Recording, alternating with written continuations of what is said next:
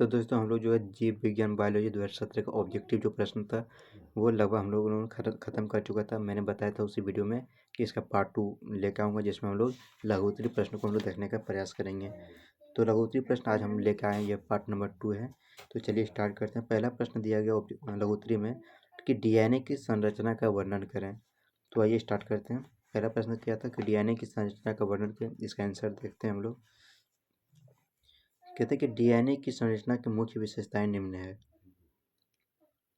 पहला, यह दो पॉलीन्यूक्लियोटाइड श्रृंखला का बना होता है जिसका आधार शर्करा फॉस्फेट का बना होता है। वह क्षार भीतर की ओर प्रक्षेपी होता है। दूसरा नंबर है, दोनों श्रृंखलाएं प्रति समानांतर ध्रुवणता रखती है।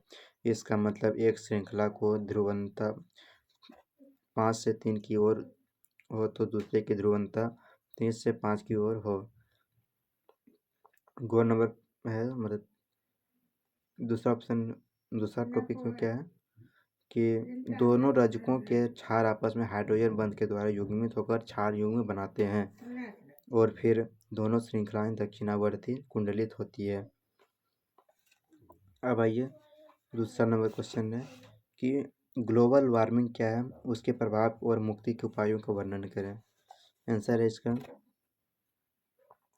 ग्रीन हाउस गैस के स्तर में वृद्धि के कारण पृथ्वी की सतह का ताप काफ़ी बढ़ जाता है, जिसके कारण विश्वव्यापी उष्णता होती है।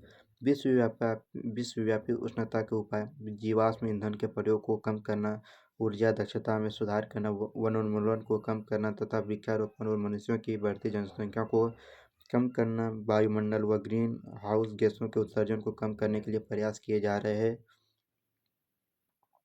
हैं। तीसरा नंबर क्वेश्चन हमारे क्या है कि टेस्ट ट्यूब बेबी किसे कहते हैं।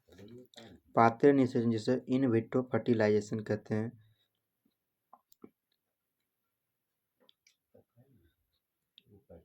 अर्थात इन विट्रो फर्टिलाइजेशन अर्थात शरीर से बाहर लगभग शरीर के भीतर जैसी स्थितियों में निषेचन के द्वारा भ्रूण स्थानांतर ईटी ऐसा एक उपाय हो सकता है। इस विधि में टेस्ट ट्यूब बेबी कार्यक्रम से जाना जाता है। इसमें प्रयोगशाला में पत्नी या दाता के स्त्री के अंडे से पति अथवा दाता पुरुष से प्राप्त किए गए शुक्राणुओं को एकत्रित करके प्रयोगशाला में अनुरूपी परिस्थितियों में युग्मनज बनने के लिए प्रेरित किया जाता है। चौथा नंबर है कि 4 यौन संचारित रोगों के नाम और उनके कारक रोगाणुओं के साथ लिखें। तो 4 यौन संचारित रोगों के नाम गोनोरिया, सिफिलिस, जेनाइटस, हर्पस तथा हेपेटाइटिस बी है। सिफिलिस गोनोरिया बैक्टीरिया द्वारा होता है तथा जेनाइटल हर्पस तथा हेपेटाइटिस बी बैक्टीरिया द्वारा होता है। पाँचवा नंबर क्वेश्चन क्या है कि शुक्राणु जनन एवं अन्य जनन के बीच अंतर स्पष्ट कीजिए। तो आइए स्टार्ट करते हैं। कहते हैं कि प्राथमिक लैंगिक अंग पुरुषों के वृषण और स्त्रियों में अंडाशय युग्म जनन गैमेटोजेनेसिस विधि द्वारा क्रमशः नर युग्मक यानी शुक्राणु और मादा युग्मक यानी अंडाणु उत्पन्न करते हैं।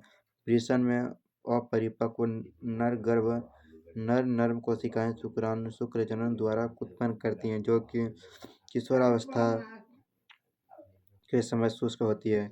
शुक्र जनन नलिकाओं सेमेनिकेरेस ट्यूबुलस की भीतरी भित्ति में उपस्थित शुक्राणु जन समसूत्री विभाजन माइटोटिक विभाजन द्वारा संख्या में वृद्धि करते हैं। एक परिपक्व मादा युग्मक के निर्माण की प्रक्रिया को अंडजनन oogenesis कहते हैं, जो कि पुरुष के शुक्राणु जनन से स्पष्ट रूप से भिन्न है। अंडजनन की शुरुआत भ्रूणी परिवर्धन चरण के दौरान होती है, जब कई मिलियन मातृ युग्मक कोशिकाएं यानी अंडजननी oogonia प्रत्येक भ्रूणी अंडाशय के अंदर विनिर्मित होती है। 6 नंबर है कि रक्त के मुख्य निम्नलिखित है। रक्त के प्रमुख कार्य क्या हैं तो निम्नलिखित। पहला, रक्त शरीर में ऑक्सीजन का प्रभाव बढ़ जाता है। ऑप्शन 2, मतलब दूसरा, रक्त शारीरिक गंदगी को बाहर करता है। 7वां नंबर क्वेश्चन क्या है हमारा, 7वां नंबर प्रश्न है मरुस्थलीय पौधे के पारिस्थितिक अनुकूलन के उल्लेख करें।